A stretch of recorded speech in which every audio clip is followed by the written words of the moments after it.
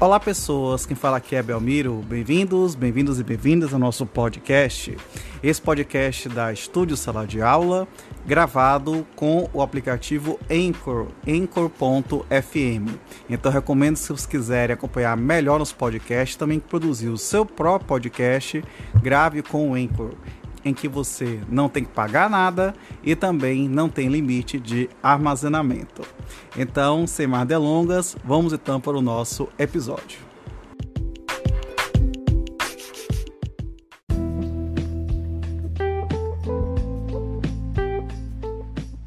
Olá pessoas, que fala aqui é Belmiro, novamente, tudo bem com vocês? Bom, vamos agora começar a estudar, fazer aqui uma leitura dirigida sobre um livro clássico da filosofia do direito, que é o da Justiça, que na verdade o que? Eu tô aqui começando um capítulo já. Mas é o livro, na verdade, Teoria da Justiça, de John Rawls. Então é um livro também um dos clássicos da filosofia do direito e que merece a nossa análise. Vamos então começar pelo capítulo que está aqui na minha frente, que é o da Justiça como Equidade. Então nesse capítulo, John Rawls começa a falar que ele vai esboçar algumas das ideias principais sobre a teoria da justiça que ele pretende desenvolver. Ele também já adverte que a exposição ela é informal e visa preparar o caminho para que argumentos mais detalhados venham a ser apresentados posteriormente. Também ele vai acabar falando que algumas vezes ele vai antecipar algumas discussões mais na frente. E ele diz que vai começar a descrever o que é o papel da justiça na cooperação social e apresentar uma breve explicação do que ele entende como objeto primário da justiça, que seria, no caso, na opinião dele, uma estrutura básica da sociedade. Depois ele vai apresentar uma ideia da justiça como equidade, uma teoria da justiça que generaliza e que leva a um nível que ele fala que é mais alto, mais abstrato, do conceito tradicional do contrato social.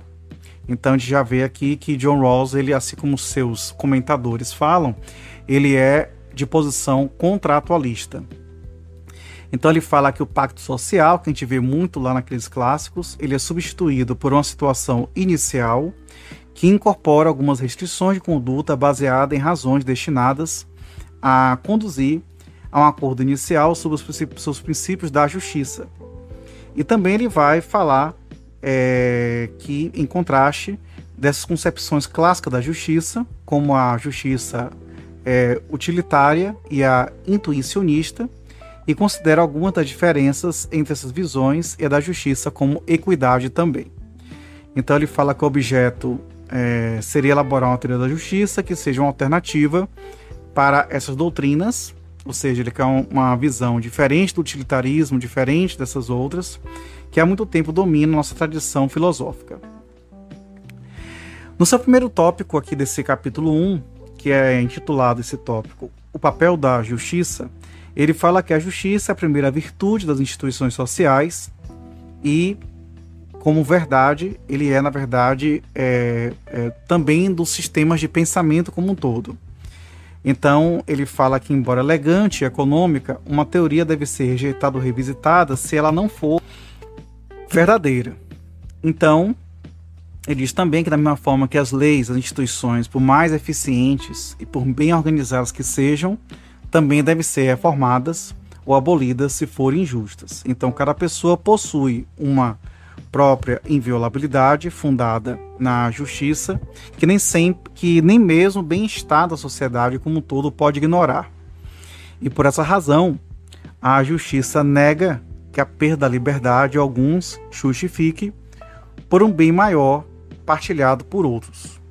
Então ele se opõe a essa ideia, que seria uma ideia talvez utilitarista, na opinião dele, dessa questão do sacrifício individual em prol de um bem geral. Não permite que os sacrifícios impostos a uns poucos tenham menos valor do que o total maior das vantagens desfrutadas por muitos. E, portanto, numa sociedade justa, as liberdades da cidadania igual são consideradas invioláveis. E os direitos assegurados pela justiça não estão sujeitos à negociação política ou ao cálculo dos interesses sociais. E esse cálculo dos interesses sociais é o cálculo tipicamente utilitarista. A única coisa que nos permite aceitar uma teoria errônea é a falta de uma teoria melhor. De forma análoga, uma injustiça é tolerável somente quando é necessária para evitar uma injustiça ainda maior. Então aqui, de alguma forma, ele já se opõe claramente, né, ao utilitarismo.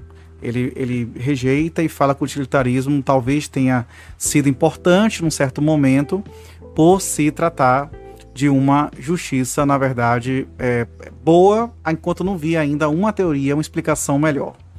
Então, sendo as virtudes primeiras das atividades humanas, a verdade e a justiça são indisponíveis. Então ele já aqui traz essa visão aqui. Quando ele fala que verdade e justiça são indisponíveis, ele já se aproxima da deontologia, no sentido de valores que sejam, no caso, inegociáveis. Então, aqui tem um ponto importante sobre isso. Ele continua explicando que as proposições parecem expressar nossa convicção intuitiva sobre a primazia da justiça e, sem dúvida, estão expressas de modo forte. Então, ele deseja indagar se as afirmações ou semelhantes são bem fundadas ou se elas poderiam se explicar por si só. Então, com esse intuito, ele fala que é necessário elaborar uma teoria da justiça à luz da qual tais afirmativas possam ser interpretadas e também avaliadas.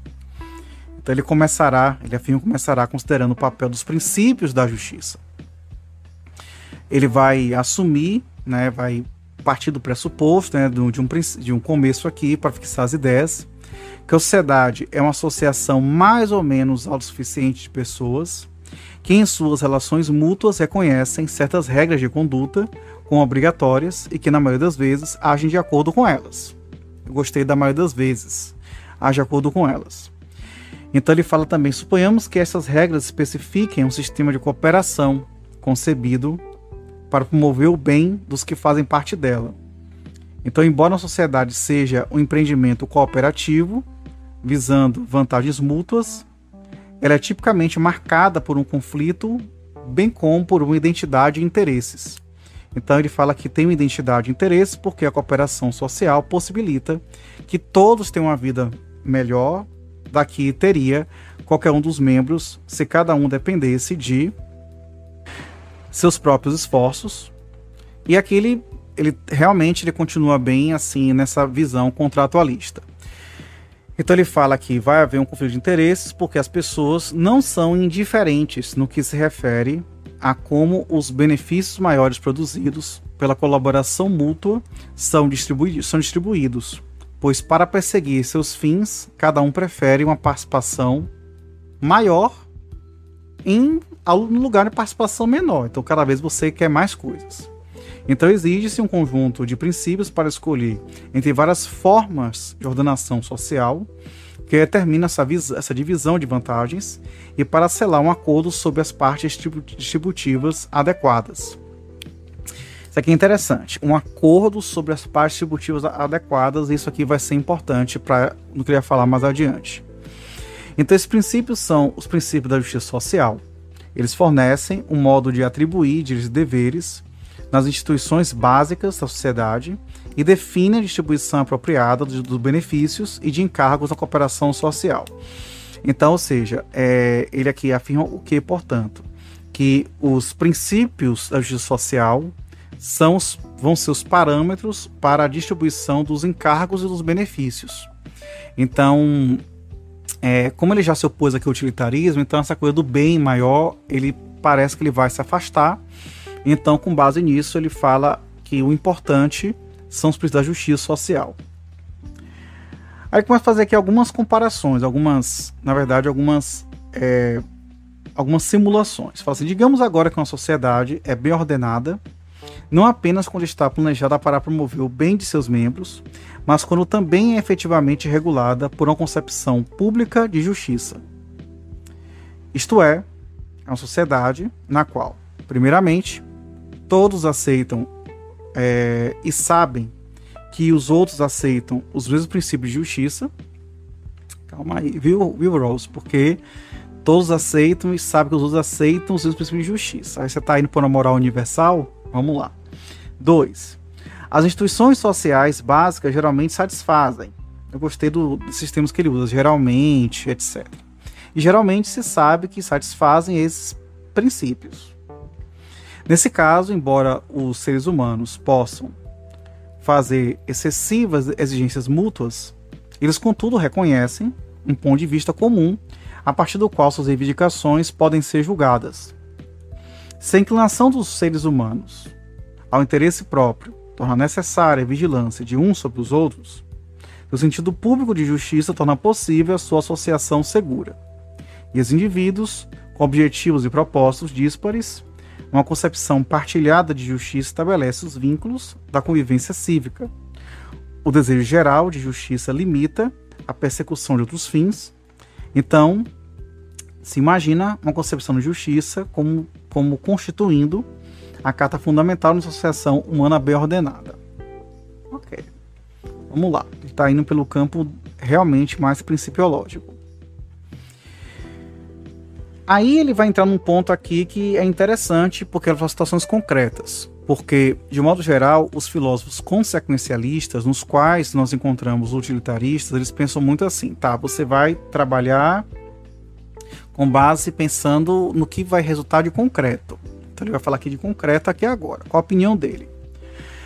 Ele diz, considerações concretas são, por óbvio, raramente bem ordenadas nesse sentido, pois o que é justo e o que é injusto está geralmente sob disputa.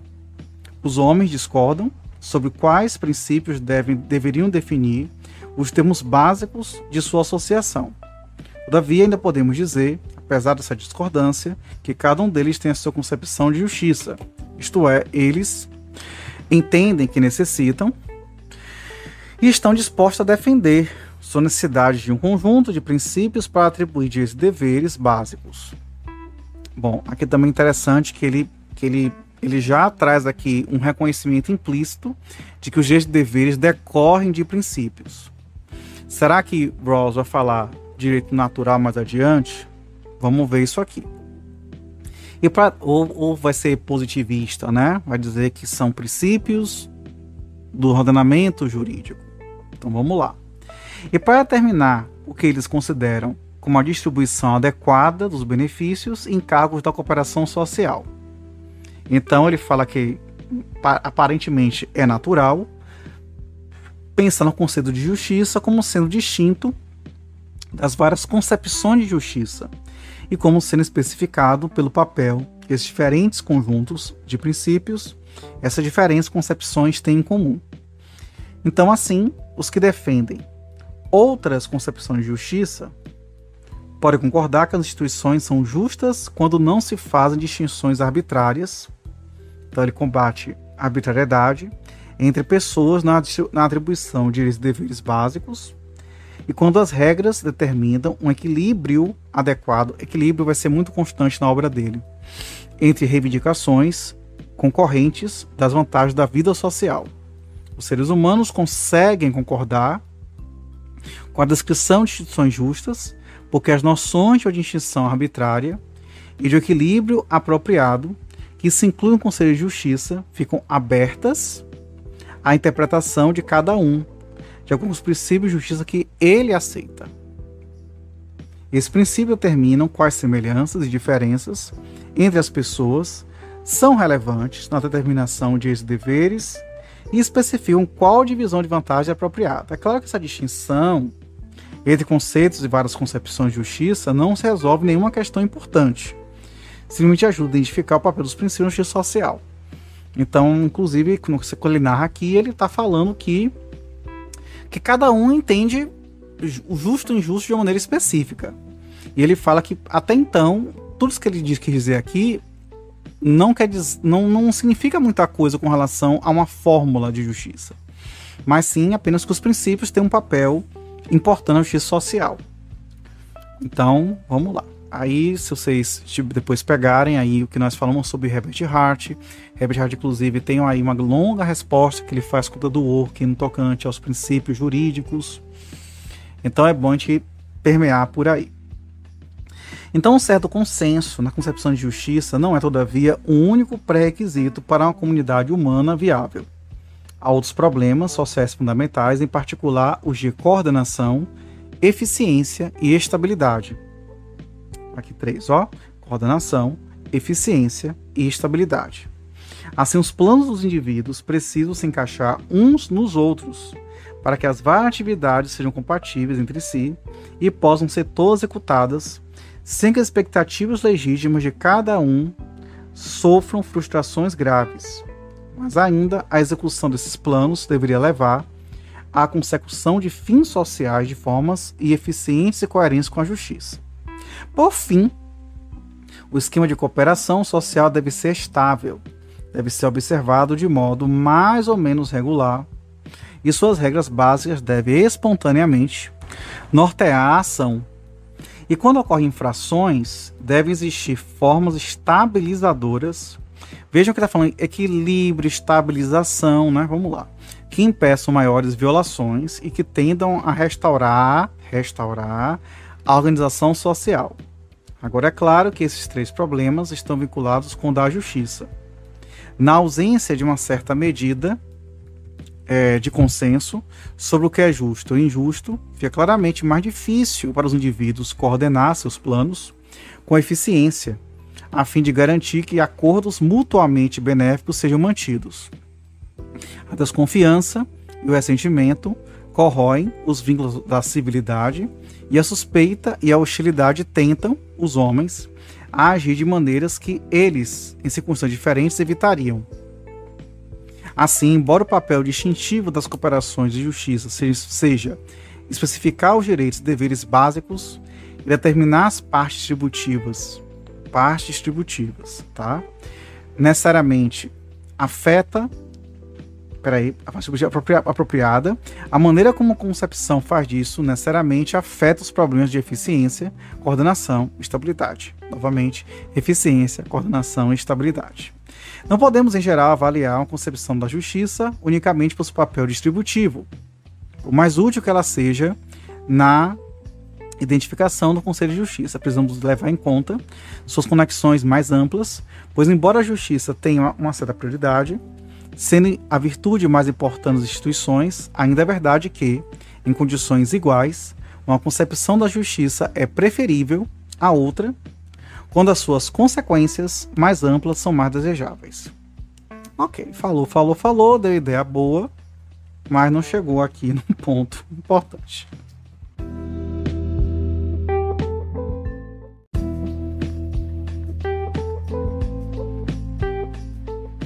Aí no item 2, ele vai falar o objeto da justiça. Começa dizendo que muitas espécies diferentes de coisas são consideradas justas e injustas, não apenas as leis, como as instituições, os sistemas sociais, mas também determinadas ações de muitas espécies, incluindo decisões, julgamentos e imputações. Também chamamos de justas e injustas, atitudes e disposições das pessoas e as próprias pessoas também. Então, nesse tópico, ele quer falar sobre justiça social. É importante, nesse comecinho aqui, ele parece que ele vai se distanciar um pouco do conceito estritamente jurídico. E talvez ele venha entrar aqui. Bom, gente, John Rawls eu estudei tem um tempo, revisitei alguns momentos, alguns trechos, mas aqui eu estou fazendo essa leitura completa. Então, aqui já me soa bastante assim, que ele fala da justiça como algo além do direito, como algo que pode se aplicar à moral, a grupos sociais, como um todo. Então ele fala aqui para ele, né, para nós, né, para ele, o objeto primário da justiça é a estrutura básica da sociedade, ou mais exatamente, a maneira pela qual as instituições sociais mais importantes distribuem direitos e deveres fundamentais e determina a divisão de vantagens provenientes da cooperação social. Então, por instituições mais importantes, ele quer dizer a Constituição política e os principais acordos econômicos e sociais. Assim, a proteção legal da liberdade... Bom, então aqui ele já fala Constituição política, tá certo? Ok. Então, a proteção legal da liberdade de pensamento e de consciência, os mercados competitivos, a propriedade privada ou particular no âmbito dos meios de produção e a família monogâmica. Eita, Ross. Constitui exemplo das instituições sociais mais importantes. Tomadas em conjunto, como único esquema, as instituições sociais mais importantes definem os direitos e deveres dos homens e influenciam seus projetos de vida. O que eles podem esperar vir a ser e o bem-estar econômico que pode almejar. Vamos lá. Estrutura básica é o objeto primário da justiça, porque seus efeitos são profundos. Estrutura básica, né? Então, princípios, né? Tá certo, ok. Entendi. E estão presentes, vamos lá. Não estou concordando muito não, mas estou entendendo. É o objeto primário da justiça, porque seus efeitos são profundos, são presentes desde o começo. Essa noção intuitiva, ok, intuitiva. Então, tem aqui um pouco de platonismo aqui. É que nessa estrutura contém várias posições sociais que os homens nascidos em condições diferentes têm expectativas de vida diferentes, determinadas em parte pelo sistema político, bem como pelas circunstâncias econômicas e sociais. Então ele fala que é intuitivo, mas ao mesmo tempo, a depender de como você venha a nascer, venha se comportar, você vai ter expectativas diferentes. Então as instituições da sociedade favorecem certos pontos de partida mais que outros. Ok, tudo bem. Essas são desigualdades especialmente profundas. Verdade. Não apenas são difusas, mas afetam desde o início as possibilidades de vida, muito bem, dos seres humanos. Contudo, não podem ser justificadas mediante um apelo às noções de mérito ou de valor. É a essa desigualdade, supostamente inevitáveis, na estrutura básica de qualquer sociedade, que os princípios da justiça social devem ser aplicados em primeiro lugar. Quais são eles, né, querido? Vamos lá. Esses princípios regulam a escolha de uma constituição política e os principais do sistema econômico e social. Engraçado que, assim, tenho quase certeza, Kelsen é anterior a ele, obviamente, né? Então, assim, Kelsen ia detonar ele, mas tudo bem. Esses princípios, então, regulam a escolha da constituição política. A justiça de um esquema social depende essencialmente de como se atribuem direitos e deveres fundamentais e das oportunidades econômicas e condições sociais que existem nos vários setores da sociedade. Aqui aparece a palavra oportunidades econômicas. Oportunidades, né? Só que econômicas, porque tem a ver com sobrevivência, né? Então, o alcance da nossa indagação, ele continua, está limitado a duas maneiras. Primeiramente, preocupa ele, né, um caso especial do problema da justiça. Ele falou que não vai considerar a justiça de instituições e práticas em geral. Olha, já vai aqui sair um pouco do que os autores que a gente também estuda querem, que eles querem Herbert Hart, o próprio Dworkin, o próprio Kelsen, eles querem trabalhar coisa geral. Então ele já vai dizer que não quer em geral, nem a não ser de passar a justiça de leis nacionais ou de relações internacionais. Então aqui, meu filho, já é uma patada em Kelsen. Portanto, se supusermos que o Conselho de Justiça se aplica sempre que há uma distribuição de algo considerado racionalmente como vantajoso ou desvantajoso, estaremos interessados apenas em uma instância de sua aplicação. Então ele já está se inclinando para algo além do positivismo.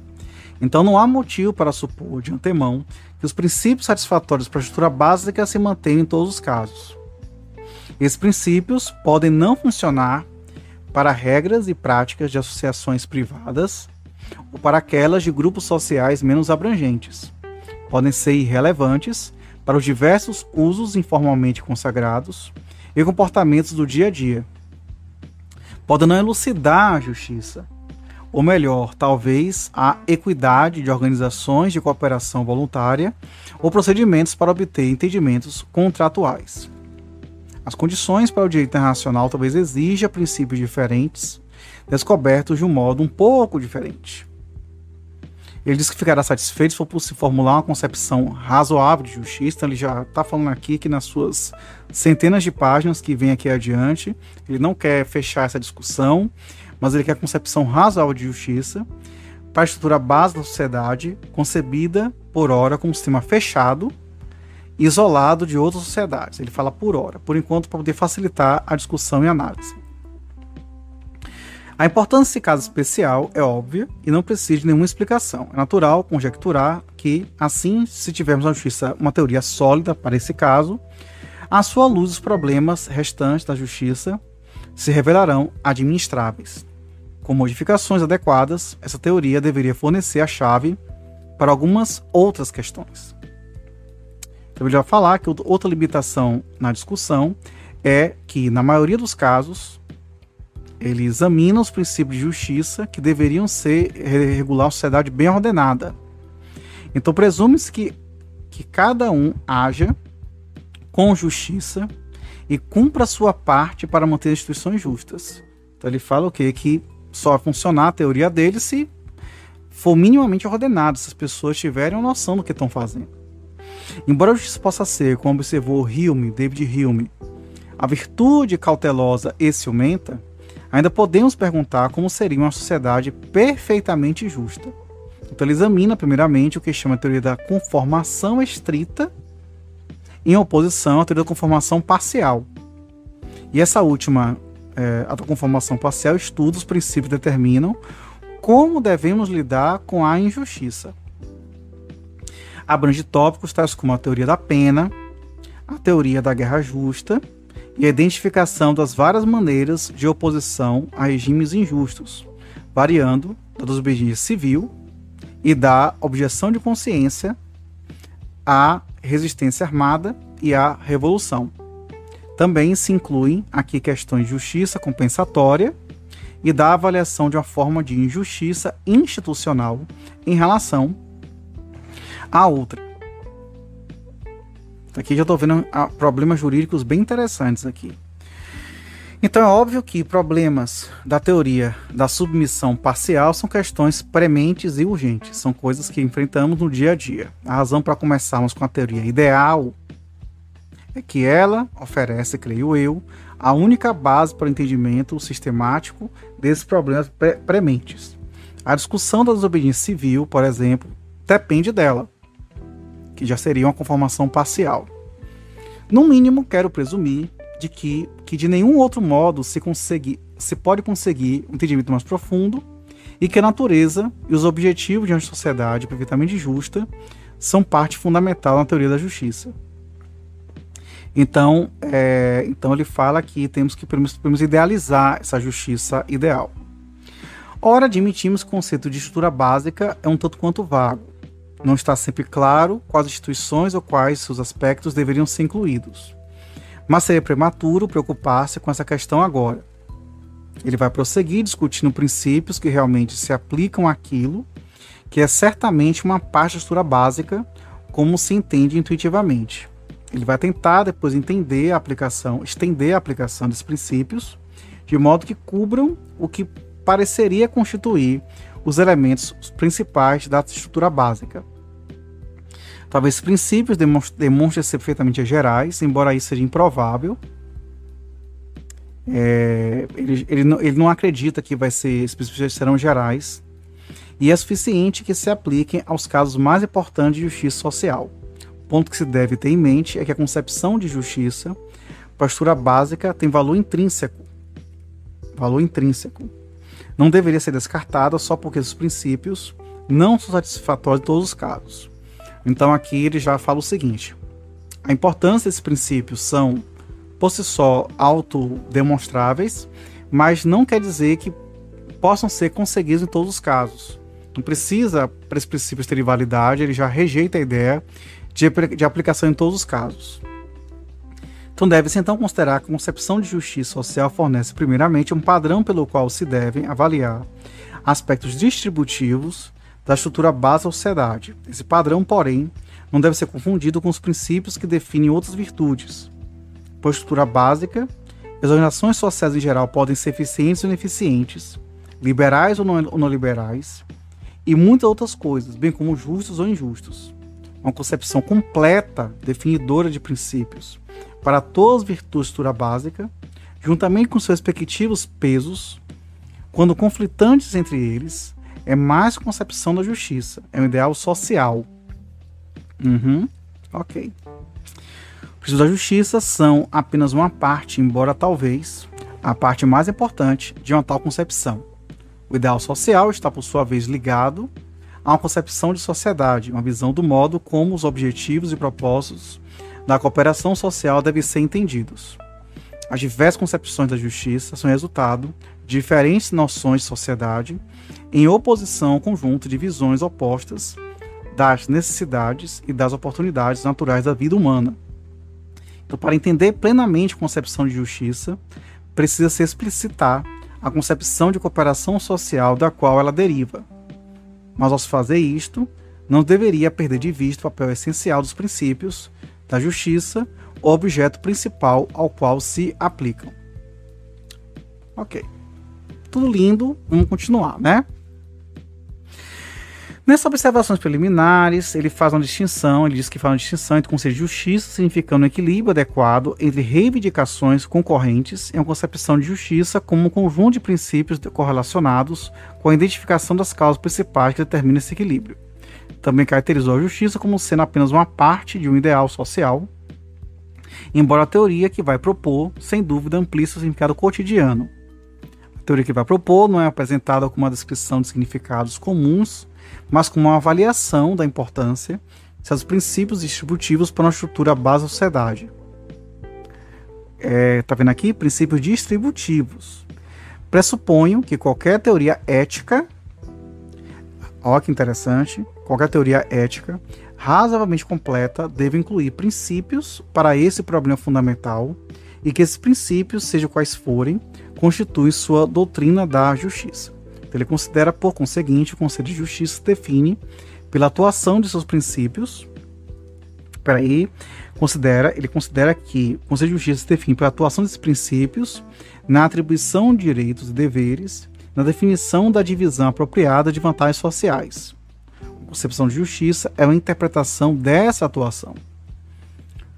Então, essa abordagem não parece adequar-se com a tradição. Ele crê, porém, que o faz. O sentido mais específico que Aristóteles atribui à justiça e do qual derivam as formulações mais conhecidas de justiça é de evitar a pleonexia, isto é, evitar que se tire alguma vantagem e benefício próprio, tomando o que pertence a outrem, sua propriedade, sua recompensa, seu cargo e coisas semelhantes, ou recusando a alguém o que lhe é devido, o cumprimento de uma promessa, pagamento de alguma dívida, a demonstração a respeito devido e assim por diante. Entendi. Então ele já define aqui o marco teórico dele, vai ser, aparentemente, um deles vai ser Aristóteles. Evidentemente que essa definição é estruturada para aplicar a ações e às pessoas que são consideradas justas, na medida em que tenham, como um dos elementos permanentes seu caráter, um desejo firme e eficaz de agir com justiça. A definição de Aristóteles claramente pressupõe, todavia, uma explicação do que propriamente pertence a uma pessoa e do que lhe é devido.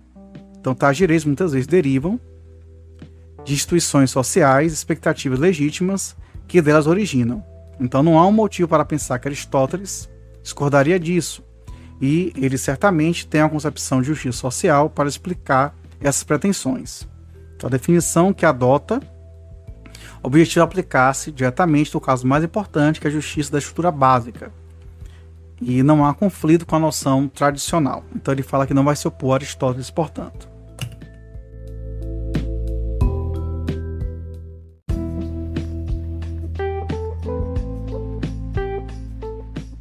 Aí, John Rawls ele vai prosseguir com um tópico desse próprio capítulo 1, chamado a ideia principal da teoria da justiça, que generaliza e leva um plano superior de abstração à conhecida ideia do contrato social, como se lê, digamos, em Locke, Rousseau e Kant. Então, assim, vamos dizer que ele queira, nesse momento, dizer que ele não é contratualista exatamente, mas que ele, na verdade, é além do contratualismo, mais que contratualista. Ele conhece o contratualismo.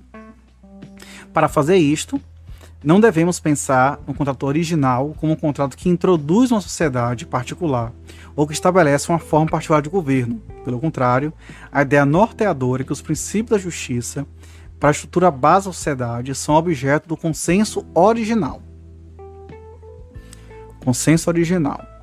São esses princípios que as pessoas livres e racionais, preocupadas em promover seus próprios interesses, consenso original, aceitariam na posição inicial de igualdade como definidores dos termos fundamentais de sua associação. Esses princípios devem regular todos os acordos subsequentes, especificam os tipos de cooperação social que podem assumir e as formas de governo que podem estabelecer. Pode, né? Seria assim, pode assumir, pode estabelecer. Acho que é um ponto de possibilidade. E dessa maneira, de considerar os princípios da justiça, eu chamaria de justiça como equidade. Assim devemos imaginar que aqueles que se comprometem na cooperação social escolhem juntos, numa ação conjunta, os princípios que devem atribuir os deveres básicos, certo? E determinar a divisão dos benefícios sociais. Os seres humanos devem decidir de antemão como devem regular suas reivindicações mútuas e qual deve ser a carta constitucional de fundação de sua sociedade.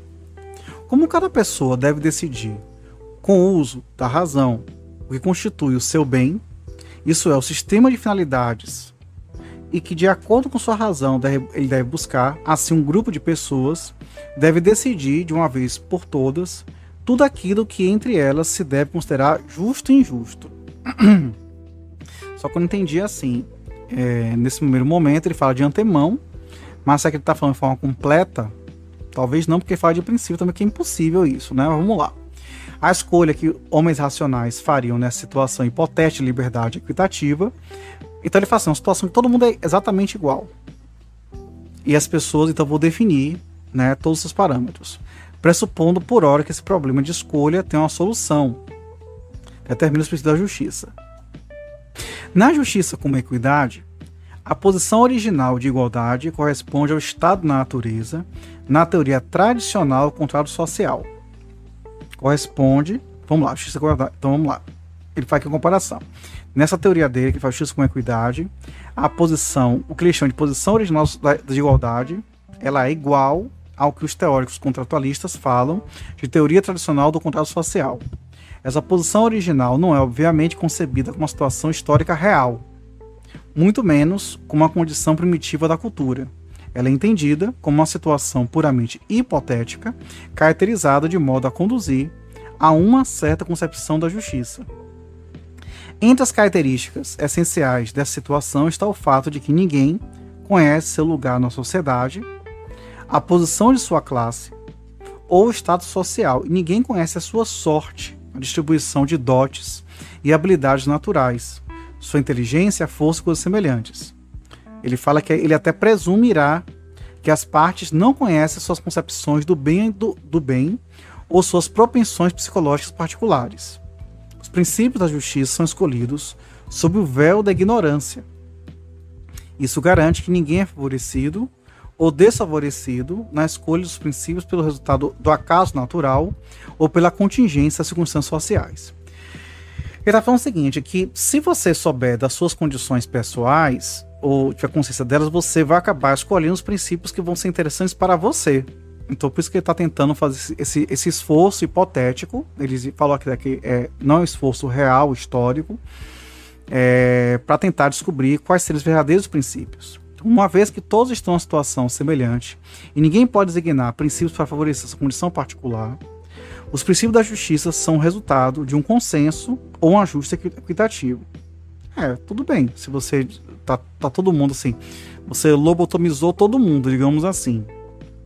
E aí você vai escolher, né, essa questão, de fato, um consenso, um ajuste equitativo.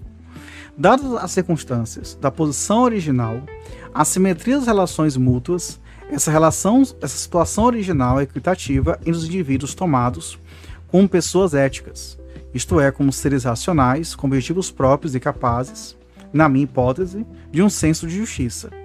A posição original é, poderíamos dizer, o status quo inicial apropriado, e assim os consensos fundamentais nela alcançados são equitativos. Então isso explicaria a frase que ele, inclusive, ele trouxe, né? Só que agora ele bota entre aspas, justiça como equidade, que ela transmite a ideia de que os princípios da justiça são acordados numa situação inicial que é equitativa. A frase não significa que os conceitos de justiça e equidade sejam a mesma coisa. Assim como a frase poesia como metáfora. Não significa que os conceitos de poesia e metáfora sejam a mesma coisa. Justiça como equidade começa, como já se disse, com uma das mais genéricas entre todas as escolhas que as pessoas podem fazer em conjunto. Especificamente, a escolha dos primeiros princípios de uma concepção da justiça que deve regular todas as subsequentes críticas e reformas das instituições. Depois de haver escolhido uma concepção de justiça, podemos supor que as pessoas deverão escolher uma Constituição e uma legislatura para elaborar as leis, e assim por diante, tudo em consonância com os princípios da justiça inicialmente acordados. Aqui, nesse sentido, ele lembra um pouco a passagem de Hans Kelsen quando ele fala da tal da norma hipotética fundamental. Nossa situação social será justa se for tal que, por essa sequência de consensos hipotéticos, nós estivermos vinculados por um sistema de regras que a definem. Além disso, supondo que a posição original determine um conjunto de princípios, isto é, uma concepção particular de justiça seja escolhida, será verdade que, quando as instituições sociais satisfazem esses princípios, os que participam podem afirmar que estão cooperando em termos com os quais eles concordariam se fossem pessoas livres e iguais, cujas relações mútuas fossem equitativas. Todos poderiam considerar sua organização como correspondendo às condições que aceitariam, numa situação inicial que incorpore restrições amplamente aceitas e razoáveis à escolha dos princípios. O reconhecimento geral desse fato forneceria a base para a citação pública dos princípios correspondentes da justiça. Obviamente, nenhuma sociedade pode ser um sistema de cooperação que os homens aceitam voluntariamente, no sentido literal. Cada pessoa se encontra nascer numa posição particular de alguma sociedade específica. Claro, os mais ricos, os mais pobres, uma classe melhor, outra pior e tudo. Tal.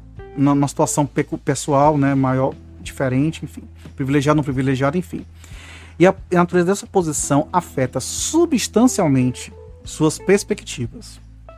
No entanto, uma sociedade que satisfaça os princípios da justiça como a equidade aproxima-se o máximo possível de ser um sistema voluntário, porque vai ao encontro, né, ele vai se coadunar com os princípios que as pessoas livres e iguais aceitariam em circunstâncias equitativas. Nesse sentido, seus membros são autônomos e as obrigações que eles reconhecem são autoimpostas.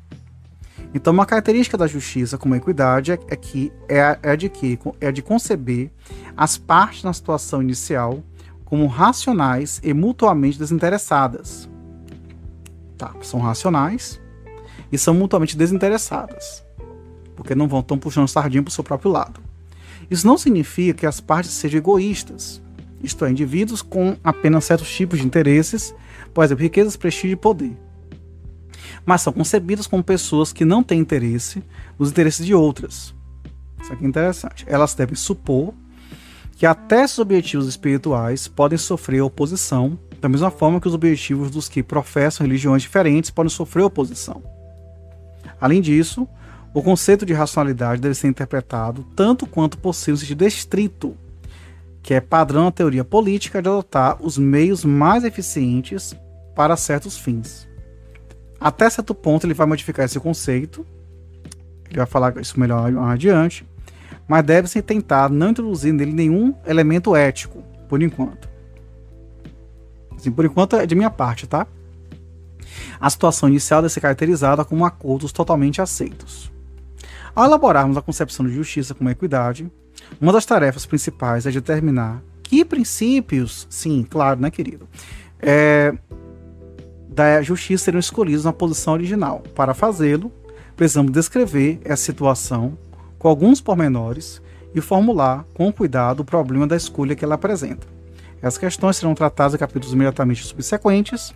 Pode-se observar, porém, que uma vez que os princípios de justiça são considerados como consequências de um consenso original na situação de igualdade, fica aberta a questão de saber se o princípio da utilidade seria reconhecido. À primeira vista, parece pouco provável que as pessoas se veem como iguais, com direitos de fazer exigências mútuas, concordariam que um princípio que pode exigir para alguns expectativas de vida inferiores simplesmente por causa de uma soma maior de vantagens desfrutadas por outros. Então ele fala que a princípio ele acha que esse princípio da utilidade não vai acontecer. Uma vez que cada um busca proteger seus próprios interesses, sua capacidade de promover a sua concepção do bem, ninguém tem razão para aceitar uma perda duradoura para si mesmo, a fim de causar um saldo líquido maior de satisfação. Na ausência de impulsos benevolentes, fortes e duráveis, o homem racional não aceitaria uma estrutura básica simplesmente porque ela maximizaria a soma algébrica de vantagens, independentemente dos efeitos permanentes que pudessem ter seus interesses e direitos básicos. Assim, parece que o princípio da utilidade é incompatível com a concepção da cooperação social entre iguais ou por vantagem mútua. Parece ser inconsistente com a ideia de uma reciprocidade implícita na noção de uma sociedade bem ordenada. De qualquer forma, ele diz que vai argumentar nesse sentido. Ele vai sustentar ao contrário, que as pessoas, na situação inicial, escolheriam dois princípios bastante diferentes. O primeiro exige a igualdade na atribuição de deveres e direitos básicos, enquanto o segundo afirma que as desigualdades econômicas e sociais, por exemplo, a desigualdade de riqueza e autoridade são justas apenas se resultam em benefícios compensatórios para cada um e particularmente para os meios menos favorecidos da sociedade. Esses princípios excluem instituições que justificam com base no argumento de que as privações de alguns são compensadas por um bem maior de todos, do todo. Ele diz que pode ser conveniente, mas não é justo que alguns tenham menos para que outros possam prosperar. Assim não há injustiça nos benefícios maiores conseguidos por uns, desde que a situação dos menos afortunados seja com isso melhorada. Então não é que ele também proponha uma sociedade que permaneça igual para sempre. A igualdade só é no começo. Mas ele fala que não pode haver, digamos, um desequilíbrio, ou seja, uma escala de progresso, vamos dizer assim, que seja muito superior à dos outros. Muito bem. A ideia intuitiva é de que, pelo fato de o bem-estar de todos depender de um sistema de cooperação sem a qual ninguém pode ter uma vida satisfatória, a divisão de vantagens deveria acontecer de modo a suscitar a cooperação voluntária de todos os participantes, incluindo os menos situados. No entanto, só se pode esperar isso se forem propostos termos razoáveis. Os dois princípios aludidos parecem constituir uma base equitativa sobre o qual os mais dotados, os mais afortunados, possuem a posição social. Duas coisas que não podemos considerar como merecedores poderiam esperar a cooperação voluntária dos outros quando algum sistema viável fosse uma condição necessária para o bem-estar de todos. Pois decidimos por buscar uma concepção de justiça que impeça a utilização dos acidentes, da dotação natural e das contingências e das circunstâncias sociais como um trunfo da demanda de vantagens econômicas e políticas, somos levados a usar esses princípios. Eles expressam a consequência do fato de deixarmos de lado aquele aspecto do mundo social que parece arbitrário de um ponto de vista moral. O problema da escolha dos princípios é, porém, muito difícil.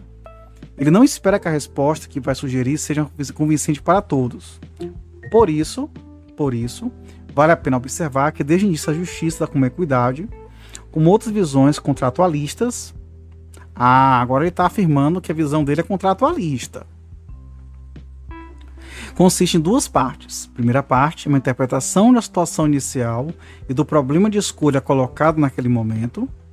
E segundo, um conjunto de princípios que, segundo se procura demonstrar, seriam aceitos consensualmente. Pode-se aceitar a primeira parte da teoria, com alguma variante dela, mas não a outra e vice-versa.